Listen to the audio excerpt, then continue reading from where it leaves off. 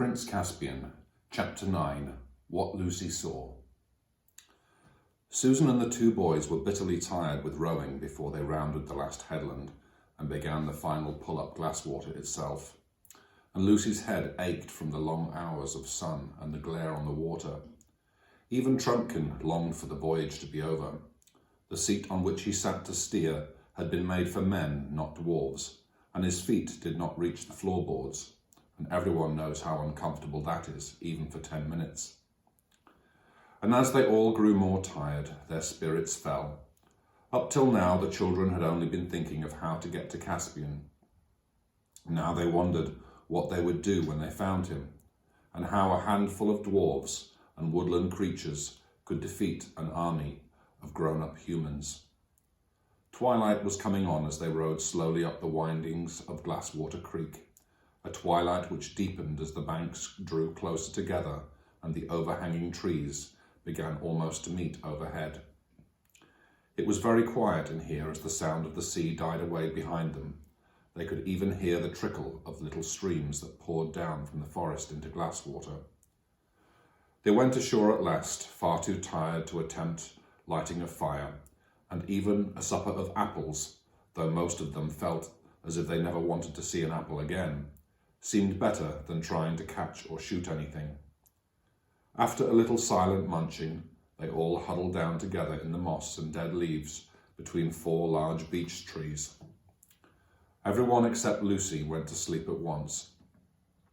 Lucy, being far less tired, found it hard to get comfortable. Also, she had forgotten till now that all dwarfs snore. She knew that one of the best ways of getting to sleep is to stop trying, so she opened her eyes. Through a gap in the bracken and branches, she could just see a patch of water in the creek and the sky above it.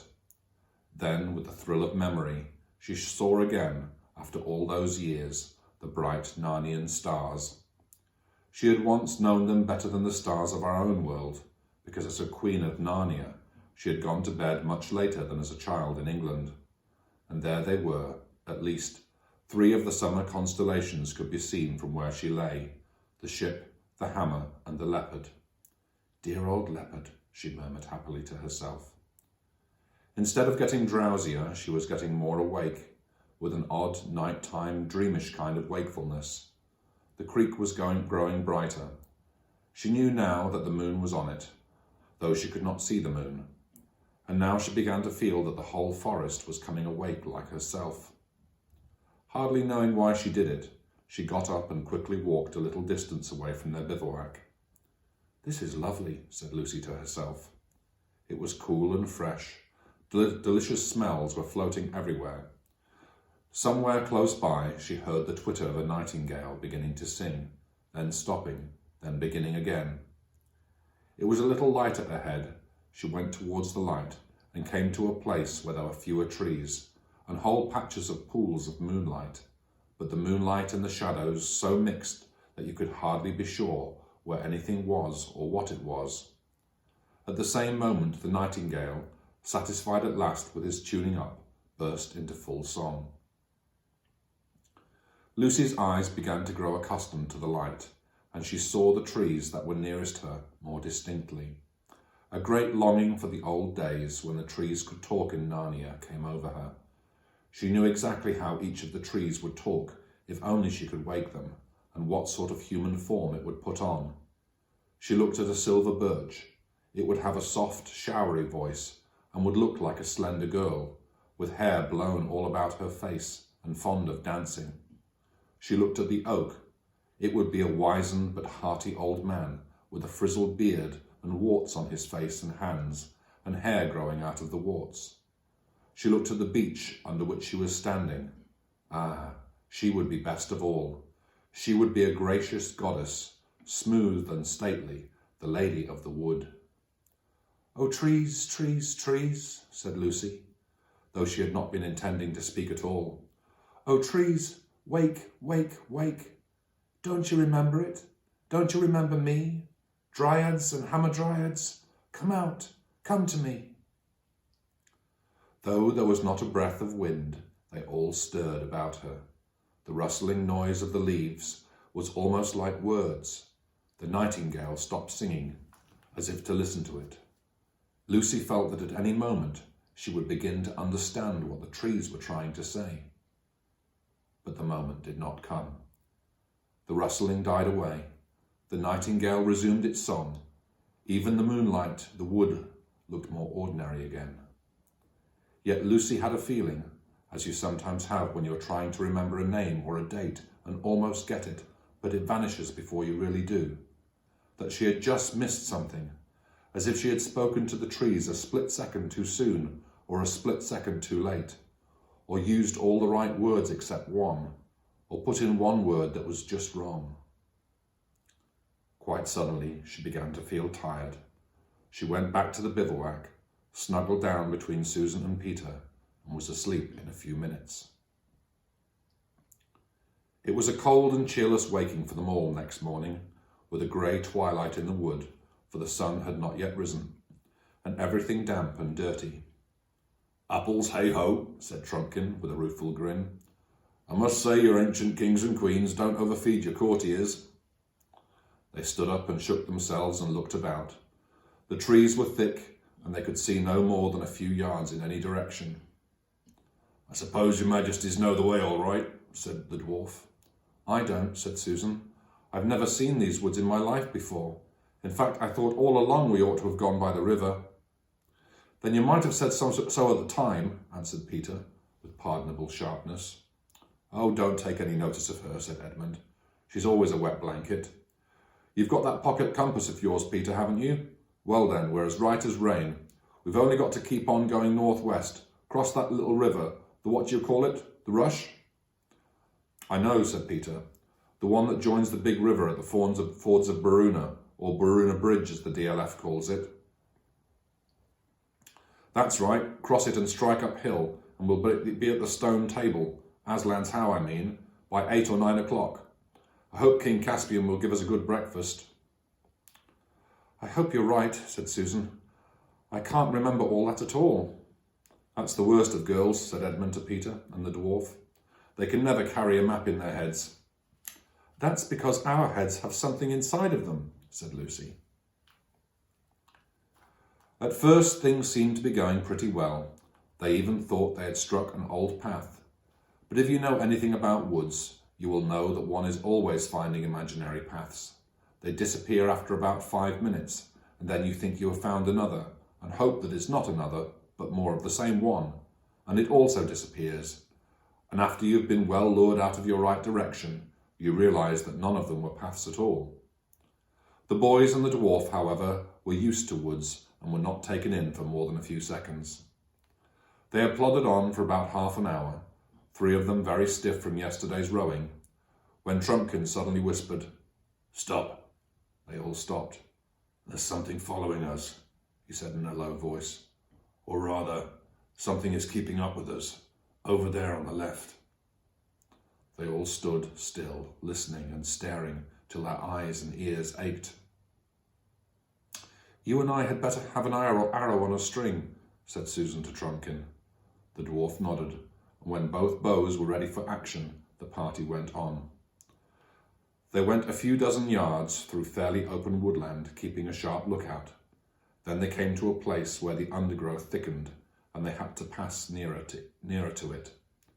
Just as they were passing the place, there came a sudden something that snarled and flashed, rising out from the breaking twigs like a thunderbolt. Lucy was knocked down and winded, hearing the twang of a bowstring as she fell. When she was able to take notice of things again, she saw a grim, grey-looking bear lying dead with Trumpkin's arrow in its side. "The DLF beat you in that shooting match, Sue," said Peter, with a slightly forced smile. Even he had been shaken by this adventure. I left it too late," said Susan in an embarrassed voice. "I was so afraid it might be, one of our kind of bears, a talking bear." She hated killing things. "That's the trouble of it," said Trumpkin. "When most of the beasts have gone enemy and gone dumb, but there are still some of the other kind left. You never know, and you daren't wait to see." "Poor old Brone," said Susan. You don't think he was? Not he, said the dwarf. I saw the face and I heard the snarl. He only wanted a little girl for his breakfast. And talking of breakfast, I don't want to discourage your majesties when you said you hoped King Caspian would give you a good one, but meat's precious scarce in camp, and there's good eating on a bear. It would be a shame to leave the carcass without taking a bit, and it won't delay us more than half an hour. I dare say you two youngsters, kings I should say, know how to skin a bear.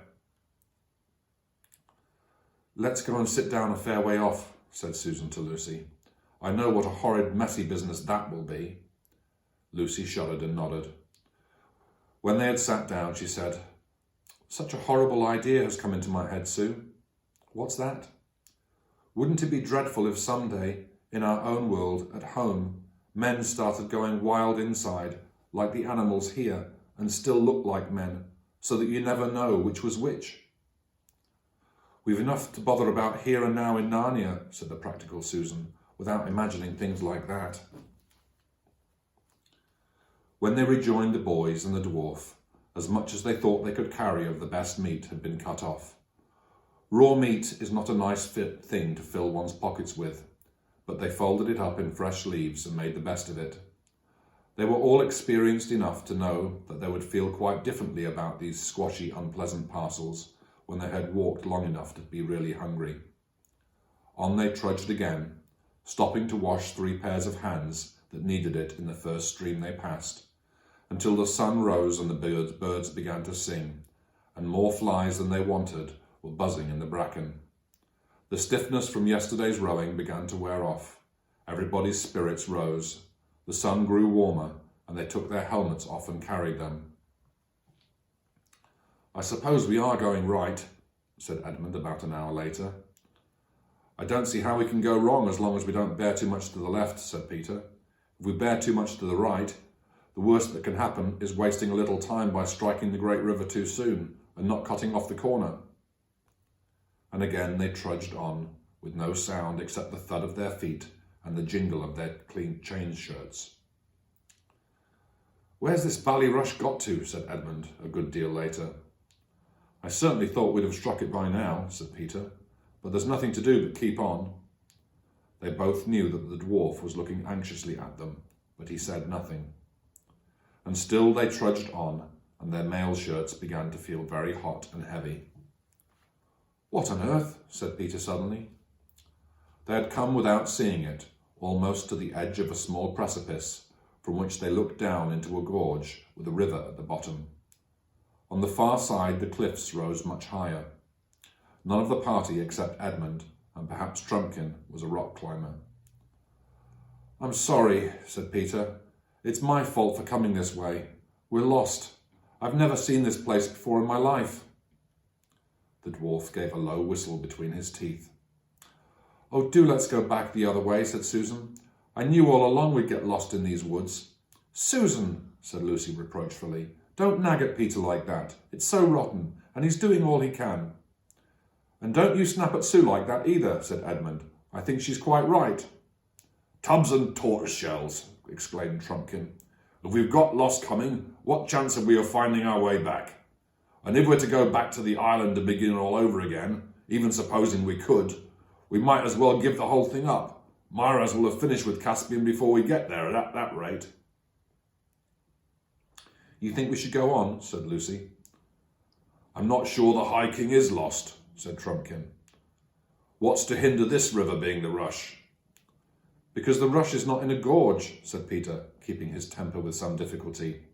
Your Majesty says is, replied the dwarf, but oughtn't you to say was? You knew this country hundreds, it may be 1,000 years ago. Mightn't it have changed? A landslide might have pulled off half the hill on that side, leaving bare rock. And there are your precipices beyond the gorge. Then the Rush might go on deepening its course year after year, till you get this little precipice this side, or there might have been an earthquake, or anything. I never thought of that, said Peter. And anyway, continued Trumpkin, even if this is not the Rush, it's flowing roughly north, and so it must fall into the great river anyway. I think I passed something that might have been it on my way down. So if we go downstream to our right, we'll hit the great river. Perhaps not so high as we'd hoped, but at least we'll be no worse off than if you'd come my way." "Trumpkin, you're a brick," said Peter. "Come on then, down this side of the gorge." "Look, look, look!" cried Lucy. "What? Where?" asked everyone. "The lion," said Lucy. "Aslan himself. Didn't you see?" Her face had changed completely, and her eyes shone. "Do you really mean?" began Peter. "Where do you think you saw him?" asked Susan. "Don't talk like a grown-up," said Lucy, stamping her foot. "I didn't think I saw him. I saw him." "Where, Lou?" asked Peter. "Right up there between those mountain ashes. No, this side of the gorge, and up, not down. Just the opposite side of the way you want to go. And he wanted us to go where he was, up there." "How do you know what he wanted?" asked Edmund. I just know," said Lucy. "By his face." The others all looked at each other in puzzled silence. "Her Majesty may well have seen a lion," put in Trumpkin. "But there are lions in these woods, I've been told. But it needn't have been a friendly and talking lion, any more than the bear was a friendly and talking bear." "Oh, don't be so stupid," said Lucy. "Do you think I don't know Aslan when I see him?" "He'd be a pretty elderly lion by now," said Trumpkin, "if he's the one you knew when you were here before. And it could be the same one, but what's to prevent him having gone wild and witless like so many of the others?" Lucy turned crimson, and I think she would have flown at Trumpkin if Peter had not laid his hand on her arm. "The DLF doesn't understand. How could he? You must just take it, Trumpkin, that we really do know about Aslan. A little bit about him, I mean. And you mustn't talk about him like that again. It isn't lucky for one thing, and it's all nonsense for another. The only question is whether Aslan was really there." "But I know he was," said Lucy, her eyes filling with tears. "Yes, Lou, but we don't, you see," said Peter. "There's nothing for it but a vote," said Edmund. "All right," said Peter. "You are the eldest, DLF. What do you vote for, up or down?" "Down," said the dwarf. "I know nothing about Aslan, but I do know that if we turn left and follow the gorge up, it might lead us all day before we found a place where we could cross it, whereas if we turn right and go down, we're bound to reach the great river in a couple of hours. And if there's any real lions about, we want to go away from them, not towards them. What do you say, Susan?" "Don't be angry, Lou," said Susan, "but I do think we should go down. I'm dead tired. Do let's get out of this wretched wood into the open as quick as we can. And none of us except you saw anything." "Edmund," said Peter. "Well, there's just this," said Edmund, speaking quickly and turning a little red. "When we first discovered Narnia a year ago, or 1,000 years ago, whichever it is, it was Lucy who discovered it, and none of us would believe her. I was the worst of the lot, I know. Yet she was right after all. Wouldn't it be fair to believe her this time? I vote for going up." "Oh, Ed," said Lucy, and seized his hand. "And now it's your turn, Peter," said Susan. "And I do hope—" "Oh, shut up and shut up. Let a chap think," interrupted Peter. "I'd much rather not have to vote." "You're the High King," said Trumpkin sternly. "Down," said Peter after a long pause. "I know Lucy may be right after all, but I can't help it. We must do one or the other." So they set off along the edge, downstream, and Lucy came last of the party, crying bitterly. End of chapter 9.